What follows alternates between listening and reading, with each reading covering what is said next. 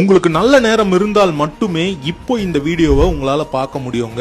நல்ல நேரம் இருந்தால் தான் இந்த கோயில்ல காலடி எடுத்தே வைக்க முடியுங்க.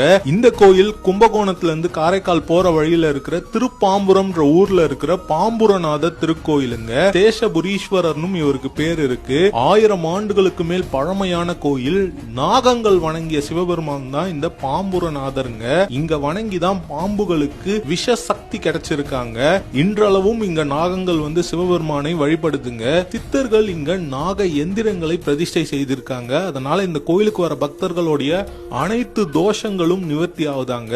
நாக தோஷம், ராகு கேது தோஷத்துக்கு இந்த கோயில்ல சிறப்பு பரிகாரங்கள் நடைபெறுதுங்க. அது மட்டும் இல்லாம வேற எந்த கோயிலும் இல்லாத அளவுக்கு ராகுவும் கேதுவும் ஒரே உடல்ல இங்க காட்சி தராங்க. இந்த கோயில்ல நவகிரக சன்னதி இல்ல, கோஷ்ட மூர்த்திகள் இல்ல, இன்னும் பல அதிசயமான விஷயங்கள் இந்த ஒரு கோயில்ல இருக்குங்க. ஜாதக ரீதியா நமக்கு கெட்ட நேரம் நடந்தது